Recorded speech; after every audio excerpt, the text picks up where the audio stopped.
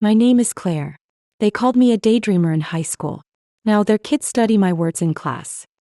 Back then it was hard to see the bigger picture. I was 16 and quiet. The kind of girl who filled her notebooks with characters no one else believed in. While the other kids scrolled through social media or joked in the hallways, I stayed in the library during lunch. I wasn't antisocial. I just preferred conversations with people I could invent. Mrs. Crenshaw, my English teacher, told me once, "Claire, if only you'd focus more on structure than fantasy." Her words stayed with me not as inspiration, but as a warning.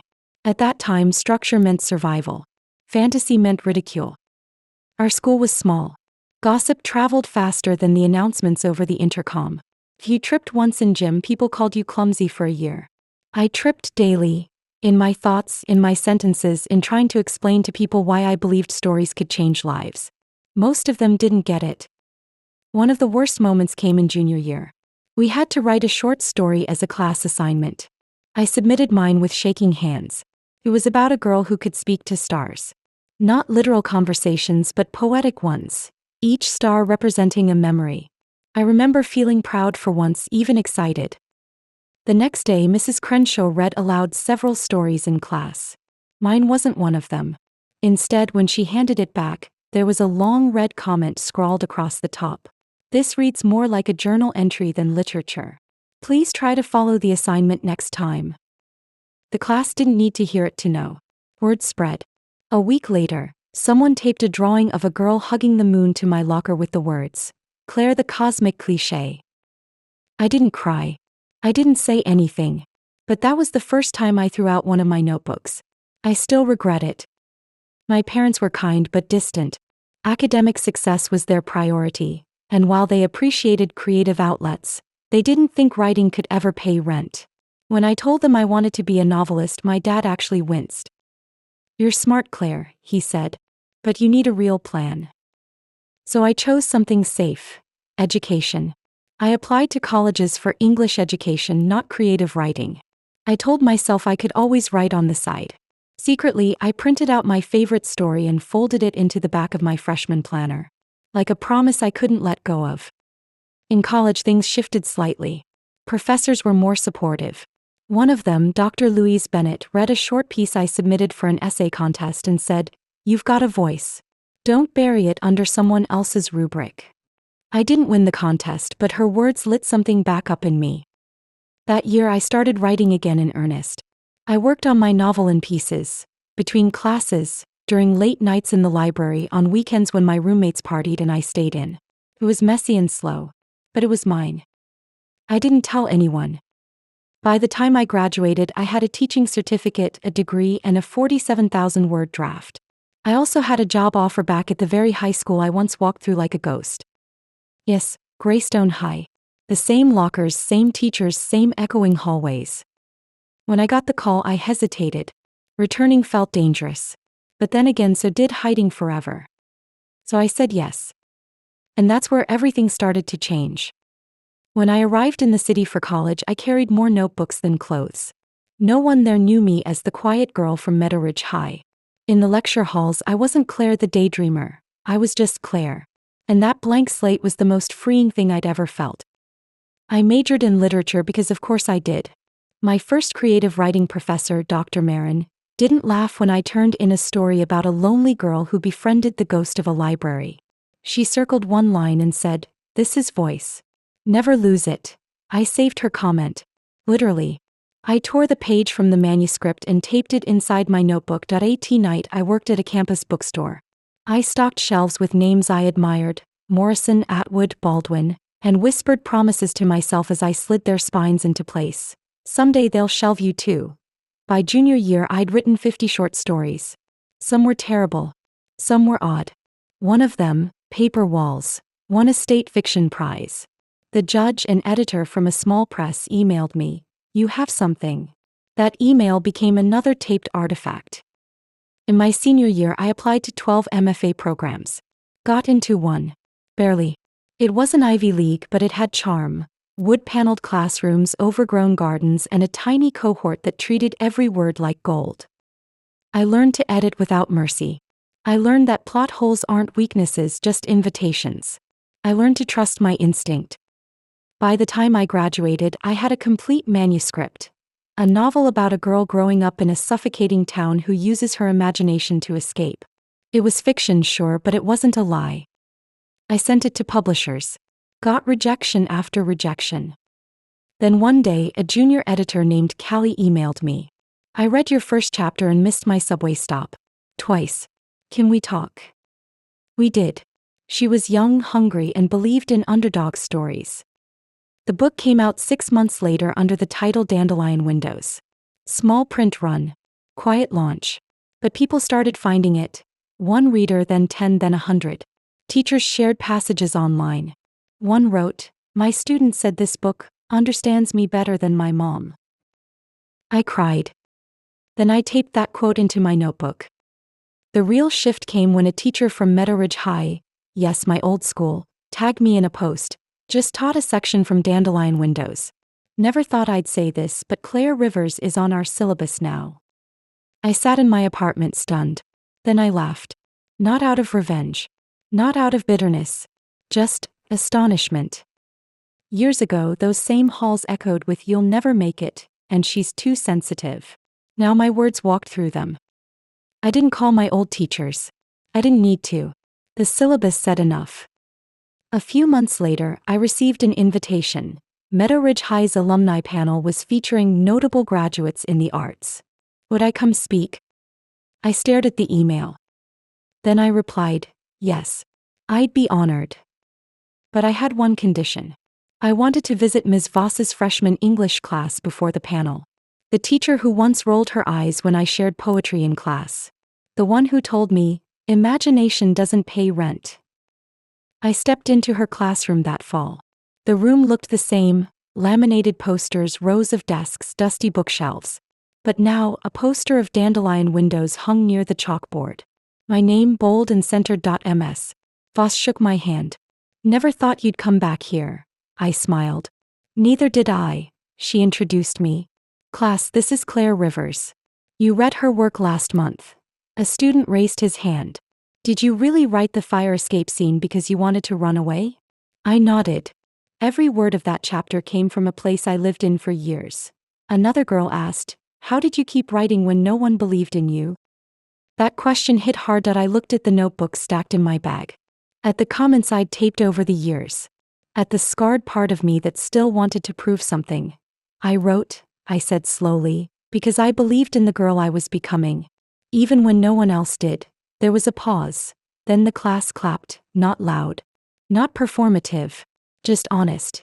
And for the first time, Meadow Ridge High felt like it was mine too. The first rejection letter came 3 weeks after I mailed the manuscript. I remember holding the envelope, heart thumping.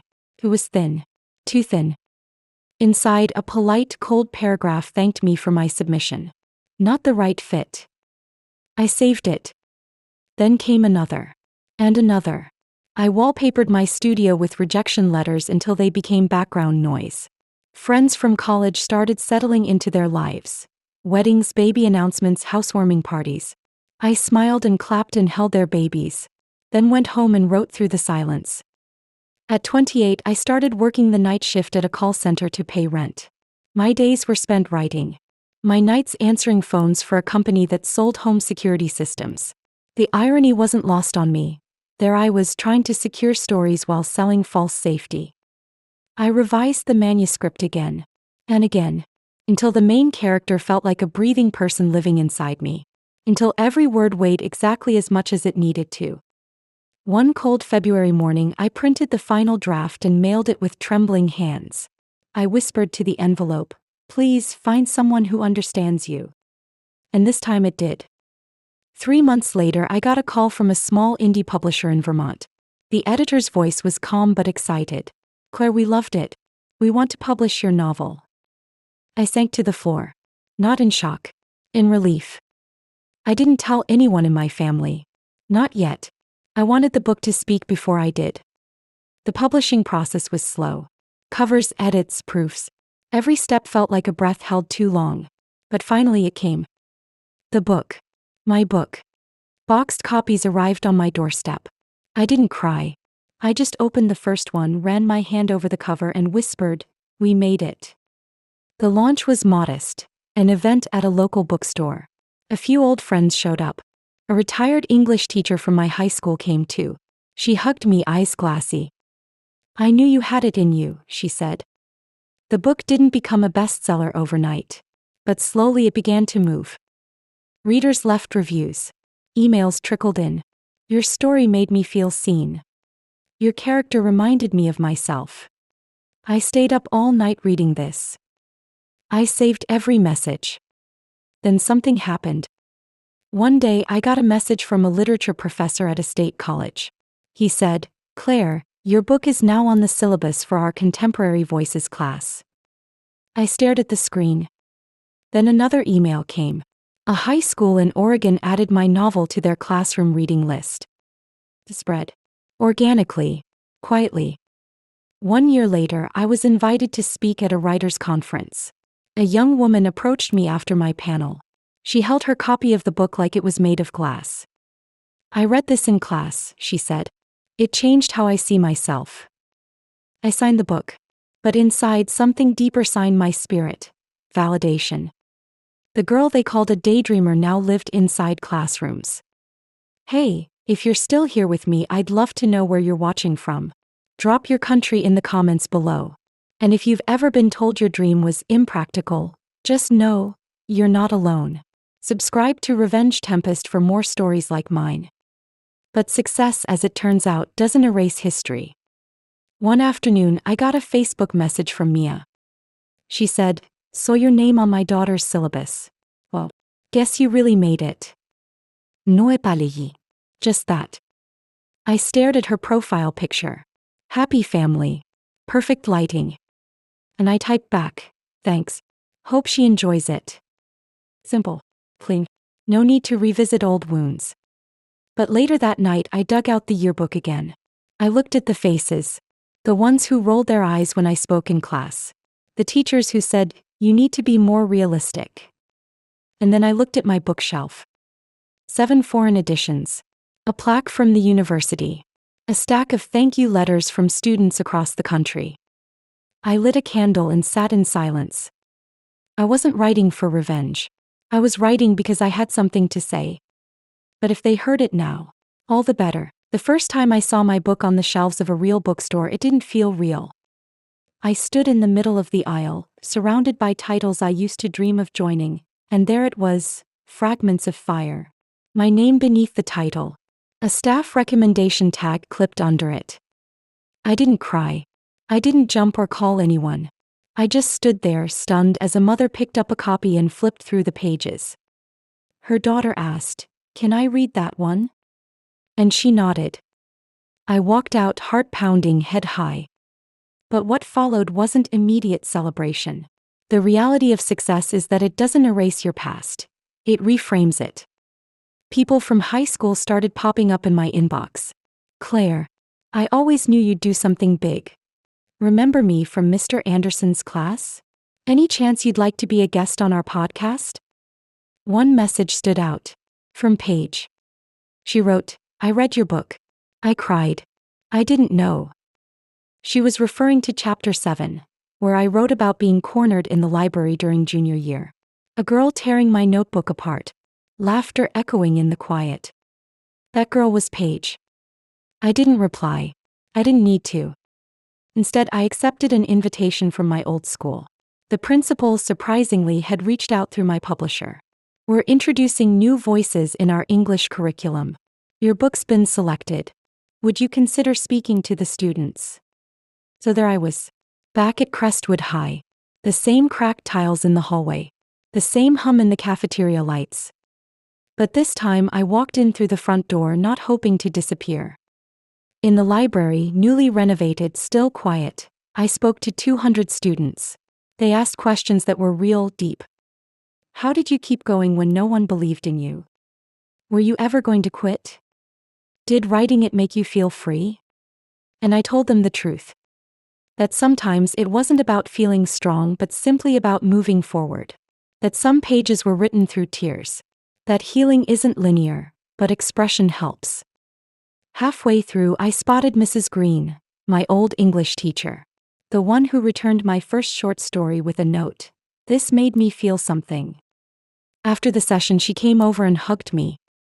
I kept every story you ever gave me, she whispered. That meant more than any award.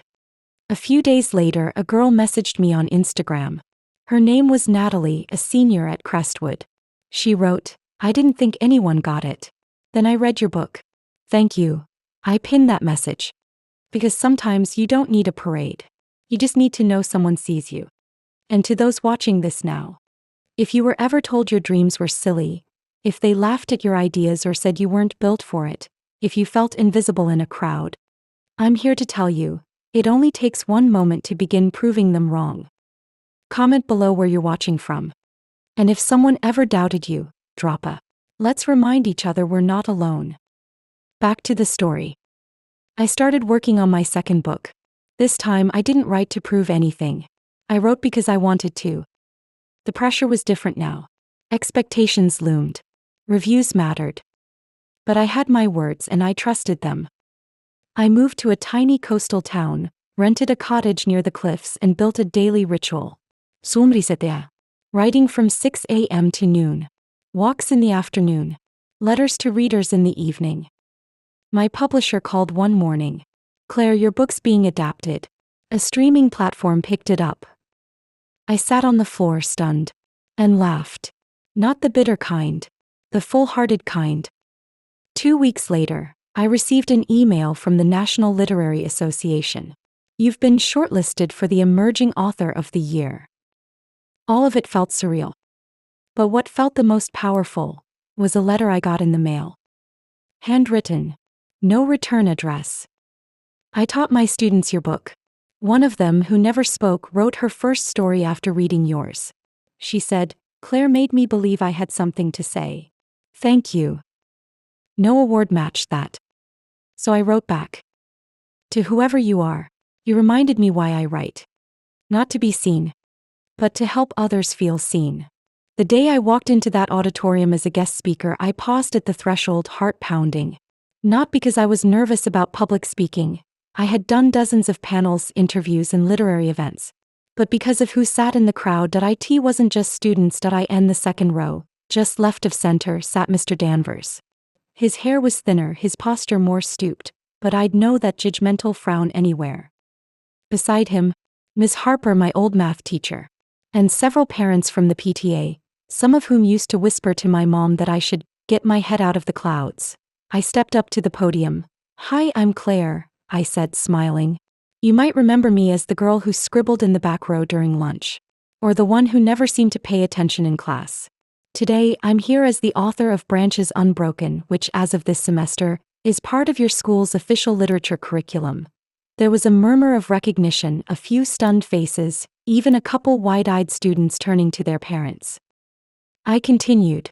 "This book was written for anyone who's ever been told they dream too big, speak too softly, or don't fit the mold. If that's you, don't shrink to fit expectations. Expand until you make your own space." The auditorium was silent, hanging on each word. When I finished, the applause was thunderous. But what stayed with me was the moment I stepped down and saw Mr. Danvers approaching. He stopped in front of me, cleared his throat. He misjudged you," he said. This is impressive." I nodded. "Thank you." He looked like he had more to say, but instead, just nodded and turned away. Later that week, the school emailed me a photo. A shelf in the library now labeled Claire Everett Collection. Beneath it sat copies of all my published works. That was the moment it hit me. I hadn't just written a book. I had rewritten my place in the world they once locked me out of. I often get messages from readers now. Young girls, struggling teens, quiet creatives, saying your book made me feel seen. That's what keeps me going. And if you've made it this far into my story, maybe it's because something in it resonates with you. Maybe you've felt overlooked, dismissed, or told that your voice wasn't enough. But I promise you, it is. So if you're watching this, take a second to drop a comment below. Let us know where in the world you're watching from. And if this story made you feel something, hope, strength, fire, type, "I won't shrink" in the comments. Let's show the world what happens when daydreamers rise. And don't forget to subscribe to Revenge Tempest for more stories that remind you, the quiet ones are never truly silent.